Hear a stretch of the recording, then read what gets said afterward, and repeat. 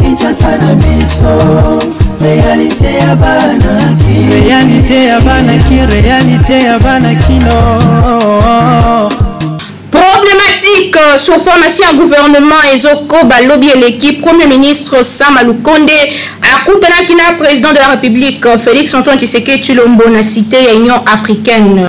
Tebak nzoto ya député Henri Thomas Lokondo ezongaki na ville province à Kinshasa jeudi 18 mars na pokwa pe hommage aux ali mérité ezali rendi mokola lelo kuna na palais du peuple na ngamu ya sport boy bak équipe ya sanga balende basalaki match nul na équipe ya GSK na cadre ya Vodacom Ligue 1. Ba détail ya ba élément o nyonso kopesa mela bino mokona lelo na édition na biso ya Kanbe Nyonso, première chaîne d'actualité en continu kasina lingala toza biso moko toujours sur terrain.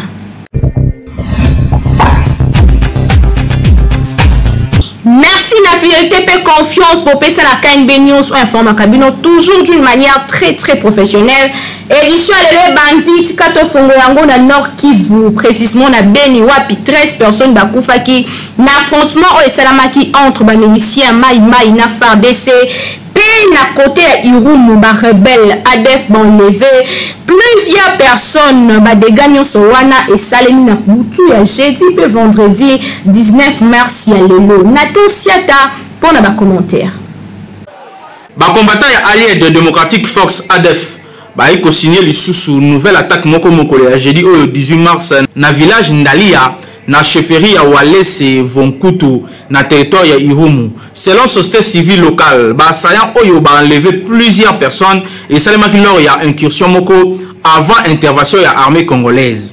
Ba rebelle Oyo bazali ko maîtriser bien cartographie ya chefferie na biso. D'abord ba betaki ba coup de balle likolo na Ndalia pe batu mingi bakimaki na somo ya masasi wana nde ba yaki ko réussir quand même ko kidnapper nombre moko importante parmi ba habitants. Tozali koyeba te soki bato wana nyonso banlevaki bazali na bo moito esi babomi bango ndenge Soni Omalangai secrétaire ya société civile locale alobaki. Société civile ezali ko déplorer léthargie, c'est-à-dire retard ya bakondi na biso ya armée pour na ko intervenir sur terrain. Tozali na ba militaire awame et loko tozali ko kamwa intervention na bango ezali souvent na retard. Donc pour na lobby ba meka quand même ko déjouer attaque mais malheureusement après que déjouer yango ba compatriotes na biso bazalaki kidnappé et peut-être na minute où tozali koloba bazali ya kokufa malgré tozali ko encourager détermination na bango kasi tozali ko recommander na bango pe bazala très vigilant pe bazala pragmatique na ba intervention na bango. Attaque ya jeudi oyo e causé lisusu déplacement massif ya population locale notamment vers Nord Kivu depuis plus d'une semaine. Population ya chefferie ya Walese Vonkutu bazali ko kima batu ebele vers Beni na ba condition moko ya malamu te.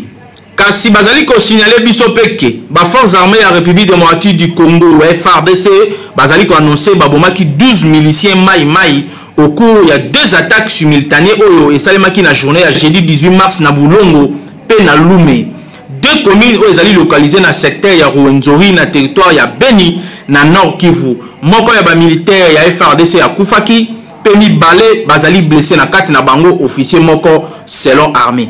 Première attaque esalemaki na Balombi pe na Kaniachi na commune ya Bulongo.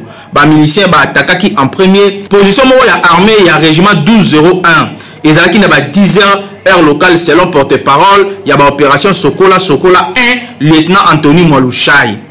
Armée a repoussé attaque oyo peut a progressé na commune voisine ya Lume. Kunande ba affrontement violent et salemaki et sika ba coup de balle et umelaki pendant 24 heures selon société civile locale. Armée a confirmé que abomi 12 miliciens Mai pendant ba accrochage wana 5 mususu bazalaki capturé pe 5 armes ya ba marque AK-47 ezalaki récupéré. Moko ya ba militaire akufaki na ba sayan oyo pe mi balé bazalaki blessé na kati na bango colonel moko.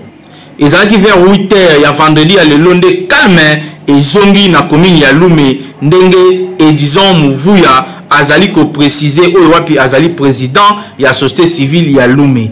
Commune ya Lume ezalaki lisusu na contrôle te ya armée congolaise depuis plusieurs mois. Ezali na kati ya entité oyo officier moko pe chef milicien moko bazalaki lynché na ba jeune na janvier oyo euti koleka. Kinshasa eleki partout.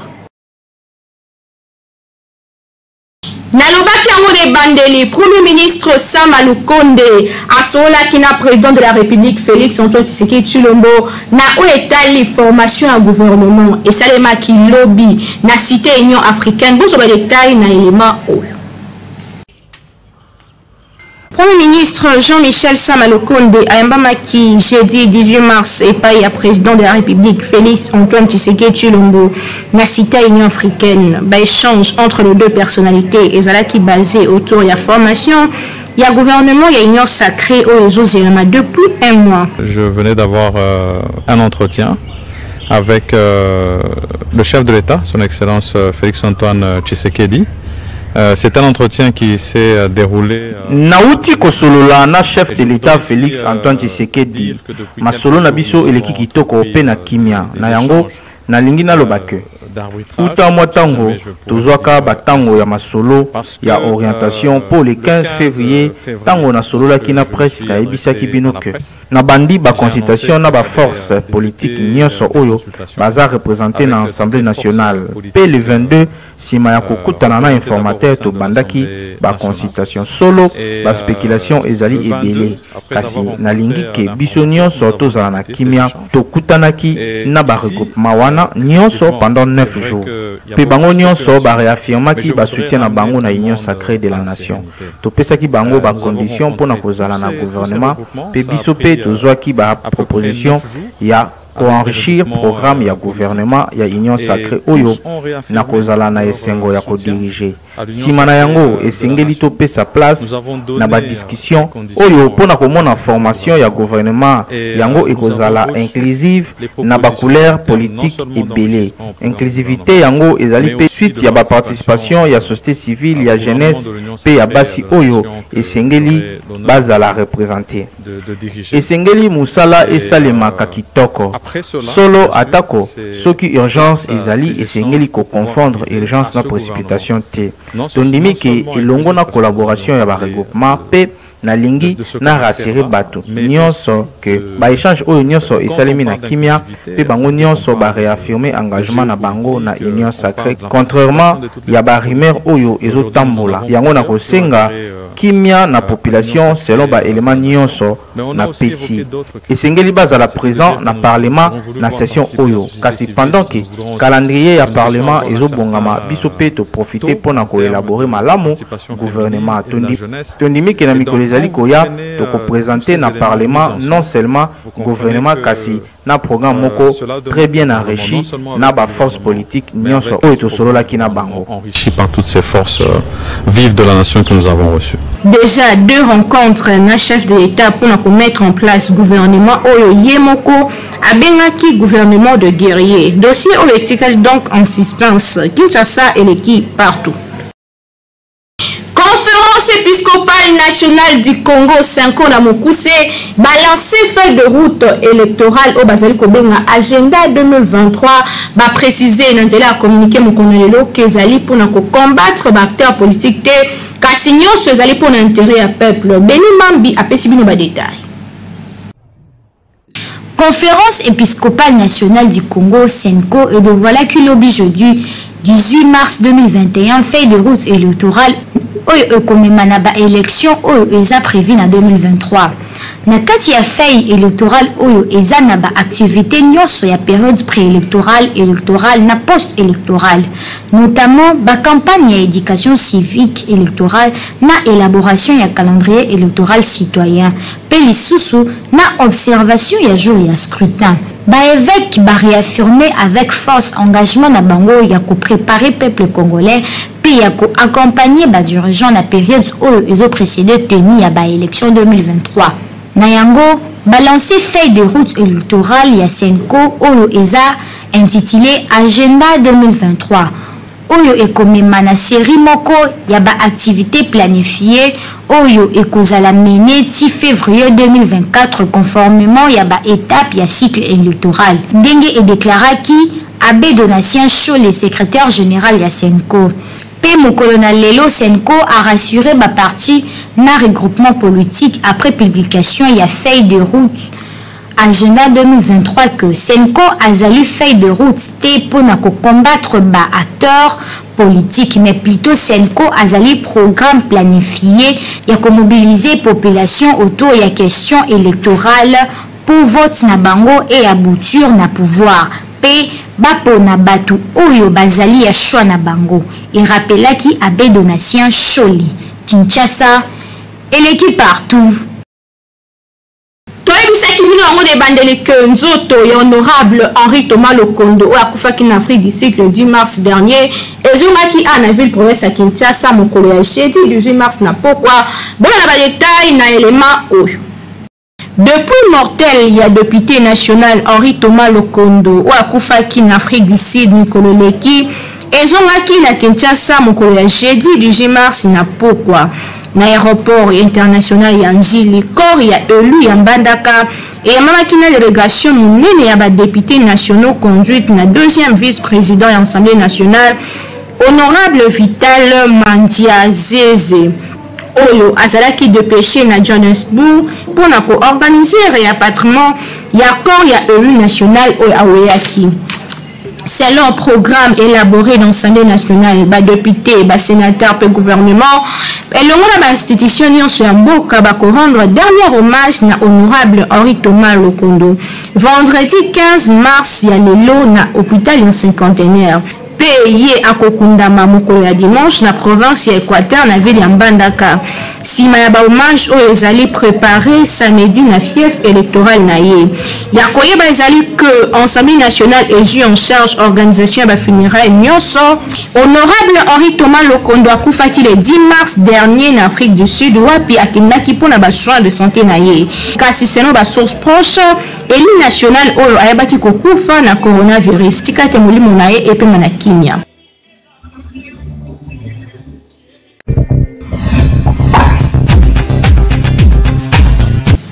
Beltesco ezali ko continuer ko sunga ba congolais bisika ni ko zo ba produit ya Beltesco bola na ba détail na nzela ya élément oyo. Bisika ko somba ezali partout. Tozana wenza matete. Oye pa distributeur na biso ba bengi papa succès Ramat. Oye na wenza rond-point ngaba. Tozali na maman ba bengi la réponse de Dieu. Oye siko na wenza matadi kibala. Et pas ya magasin na somo Beltesco ezali. Oye siko na wenza ipen okuta mama Konde azana ali distributeur ya Beltesco. Oye siko na wenza Delfo magasin na biso ezali na kata wenza Delfo wana na wenza ya pompage kuna magasin na biso ya Beltesco ezali. Oye na wenza ya bandana babenga wenza mula okomona magasin na biso ya Beltesco ezali wana. Ba distributeur ya Beltesco bali na Avenue Sport na wenza Gambela. Oye siko na zanda munene ezali na magasin ya Beltesco ezali en face ya Olela na wenza ya Liberté.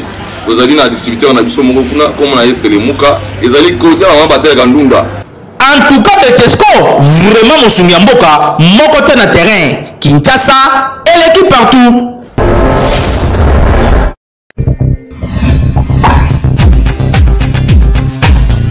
Le 18 mars, il y a chaque année mokili mongbe célébraka journée mondiale ya recyclage importance pe utilité ya journée yango bozo ba détail na élément oyo. Instauré en 1994 aux États-Unis, journée dédiée à recyclage, le 18 mars chaque année, ils ont créé un but pour promouvoir les produits tobiloko ils ont fabriqué des matériaux recyclés. Journée en gros, ils ont ciblé principalement jeunesse P Fédérec, Fédération professionnelle des entreprises de recyclage. Recyclage, ils ont et loko et si au salelaki. Obongisi yango pona kosalela yango lisusu mais wana na quantité industrielle ndakisa ko recycler ba bouteille plastique pona utilisation mususu yango ezali économique pe ebakelaka environnement.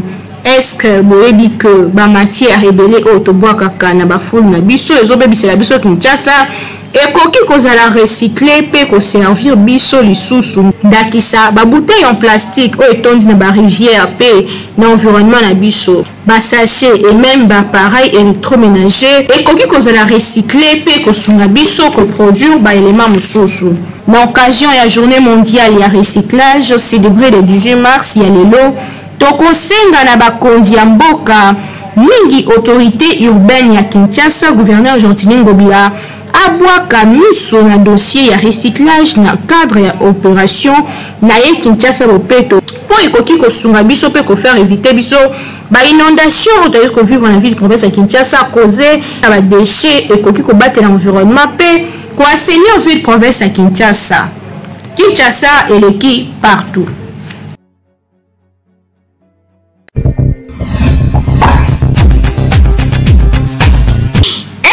Est-ce normal que nous abeta masolo ya vie privée na kati ya transport en commun motu netuna nukola lelo na Beni Mambi pe Alpha Molinda bolanda ba détail nakala batu bazalaka kobomba ba secret ebele concernant vie na bango mais lelo batu bazalaka lisusu na secreté bakoma kobeta masolo na bango partout pe baponaka esika te bayokaka même pas soni que masolo na bango wana ekoki ko gêner bato mususu oyo bazali na pembeni na yango mutuna etunami boy. Est-ce que c'est normal que bato babeta masolo ya vie na bango na kati ya transport en commun?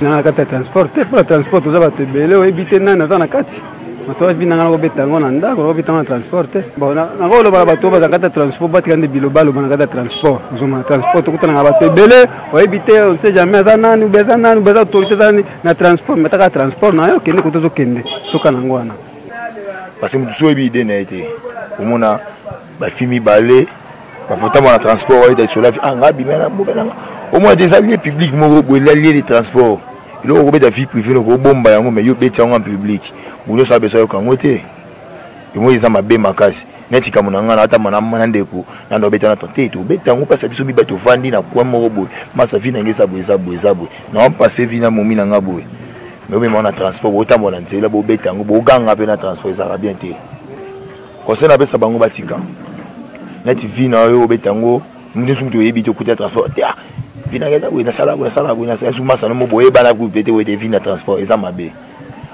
ida mutu oyebi yango te muna mutana mamuna ye muna mutana ide na ye na passer na ye abulele lo mwa mabe loka vina eza bwe funa betango wa sabwe na pesa wa conseil moko batika muna bombe na batika lo kwa na beta ide na transport na nzela to na lieu public eza mabe makasi na ko beta ba vie privée ya mutu na kati ya transport c'est pas bon et j'ai bien té parce que ba mitema ya mutu nyonso tout na kati ya transport oyebi par exemple mutu nga na vandi na e mutema na nga na yebi te mais na olinga na beta vie privée ya mutu mususu na kati ya transport c'est pas bien et j'ai bien té toyebani mitema toyebani bilongi même non que mitema toyebani mitema te il faut pas que kobeta ka ba vie privée ya bato soki et que ataka na kati ya transport te non que kana kati ya transport atamni na ndingo ozotambola kobeta ka ba vie privée ya mutu te ata na église ata wapi partout okende kobeta vie privée ya mutu te eza bien te surtout na biso bato toyebi nzambe surtout na biso eza ka non que mutu ayebi nzambe eza na yo chrétien eza na yo païen eza bien te vraiment eza bien te donc toyeba mpe ko se garder ko bomba ba oyo biso tozali eza bien te vraiment conseil justement na opesa toyeba ko un peu ko bomba ba makambu na biso to bimisango boye te to bimisango ka te mutu nyonso toyeba ka ba problème o biso tozana normal te parce que babengo déjà vie privée. Et là, déjà, la vie privée, on a transport en commun. Donc, on a s'exposer. Conseil européen, c'est ça que. Donc, ça, c'est. Il y a un moment déjà, ils ont mis l'obé là, qu'ils ont vie privée. Comment on a étalé vie privée dans la place où Batubaza et Béléza, normal. À moins qu'ils aient. Ça dépend du contexte. À moins qu'ils aient bazo. Liso exemple mo bona kati liso lo wana ezo cadre na likambo eleka na famille no par exemple mais normalement pena vie privée ko étaler en côté en plein air Oh, il faut bâtir étaler la vie privée na bango. Transport en commun ezali endroit moko oyo tokutanaka na bato ya ndenge na ndenge. Ça ne sert à rien obeta masolo ya vie na yo po oyebi mitema ya bato oyo bazali na kati te. Pe bato oyo bazali na kati baza na besoin ya masolo na yo te. Na yango pona ko indisposer baninga te, garde masolo na yo pe beta yango na endroit oyo ekogene mutu te. Po ata ba réagisaka te mais basepelaka nango te. Yoba que elakisaka pe niveau ya éducation ozwa. Kinshasa élecue partout. Est-ce que moi si akoki kozwa ba étude ya mobile na en charge motuna etunami mokolo lelo Alpha Molenda pe Benima bazaki sur terrain boka ndenge ba kongoni balobaki. Na vie na biso ya mikolo nyonso bolingo nde ekarakterizaka ba relation amoureuse nyonso. Pe bato mibale soki balingani bazalaka capable ya kosala nyonso mpona koprouve bolingo na bango. Bamisusu bapesanaka bakado, bamisusu pe bakendaka tina niveau ya kozwa en charge ba étude ya mwasi to pe ya mobali na ye kaka na cadre ya bolingo.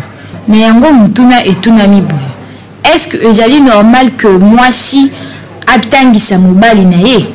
Bon, ezali normal parce que la kati ya bolingo eloko salaka unité tozala inu. Soki alingi ngai ayebi avenir ya lobby peut-être dans un amour na ngai, amour du prochain vraiment a foutre la classe. Kozala mabe pona nini.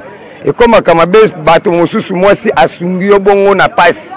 Lelo tango kozwa misala yo moni ba misusu na nzela ba influencer yo balandi bango nde koma ka mabe po wana mwasi ozala desi. Pe soko sali bongo nzamba olimbi sote.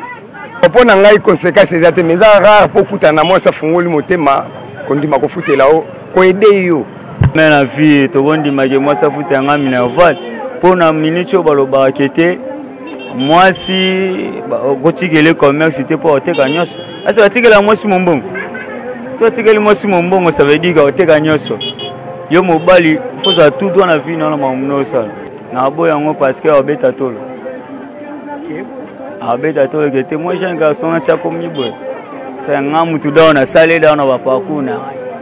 La funga ata bilanga funa sala ata mai funa teka pona sala nini na luka couverture.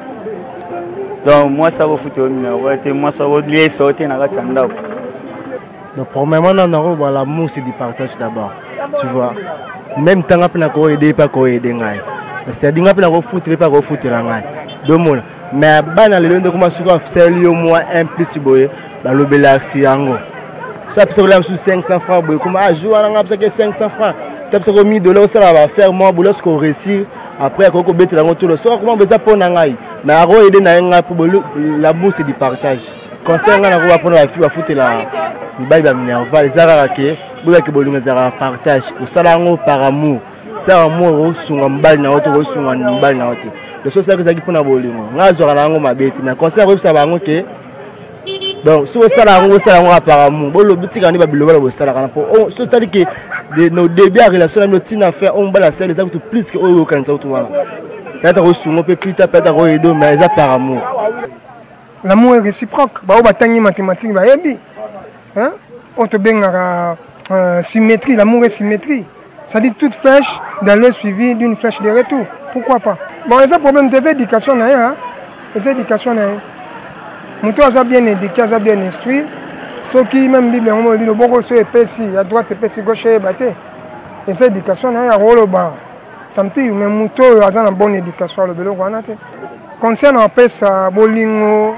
Et ça contracté même bateau va ça la contrat na bolingo on va qu'il n'a pas signé na commune bakabona toujours mais ça problème c'est ce qu'on aider mobile soit na frais académiques na frais scolaires soit sur une parcelle faire voyager et ça problème c'est au salon par amour na bolingo c'est là qui n'ont pas na yo ba parents na mso boko la biso ba enda biso c'est par amour et ça que le papa le dit non on manque un respect zone sablona son aida qui non.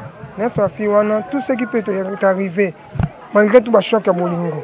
Mais ça, c'est un peu de cambo. C'est ça. D'une part, quand on a mobile na yo tant ozali na possibilité alors que yé azana ngote eza mabete eza na cadre ya bolingo. po na bolingo se soutenaka mutuellement. Lelo yo mwasi okoki kosunga mobali elobi pe mobali akoki na ye kosunga yo. D'autre part nde mibali misusu bazalaka reconnaissante okotangisa ye lelo après plus tard tango akokoma na possibilité akoloba que ozali mwasi ya niveau na ete mais pourtant yo muto tangisa ye. Donc soki yo mwasi olingi otangisa mobali na yo sala yango sans kozela eloko moko en retour po toza batu akoki na ye ko changer à vie. Kinshasa eleki partout.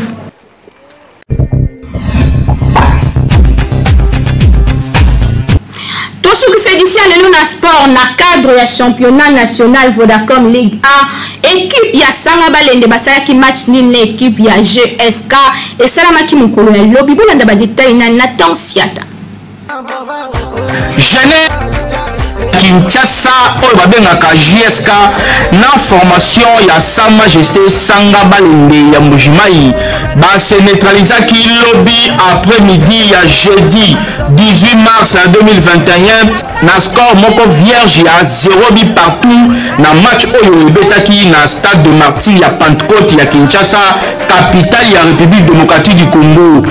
Ezalaki na match retour ya championnat national ya football oyo tobengaka Vodacom na Ligue 1 na score oyo jeunesse sportive de Kinshasa oyo a tenir tête à tête na ba rouge et or a grimpé légèrement na 10e place avec 22 points na 20 sorties, tandis que poulet ya coach Andy Magloire Foutila bango batikali deuxième na classement avec 37 points na 17 matchs joués. Et c'est le koyeba ki na match aller Sa Majesté Sanga Balende a s'imposaki na score ya 1-0 ezalaka na stade Kashala Bonzola na Mbujimai. Kinshasa et l'équipe partout. Édition Mokolele Kombi na Souka. Merci la confiance et fidélité pour PSA na magazine KNB News on a qui n'est pas représenté Ebino. Merci l'équipe technique peu rédactionnelle ça qui nous sait qui toko na sima caméra tozala qui na Hervé Zaka na régie tozala qui bongo na Timothée Kayembe et bongo réalisation et sima maki na Nathan Siatanga na zala qui assisté na Beni Mambi et bongo coordination et sima maki na Yemoko le lion de la communication Jimmy Mokendi ngala bino tokutani mikoleza ko ya na souci moko ya ko servir bino toujours d'une manière très très professionnelle ndenge tout ça là.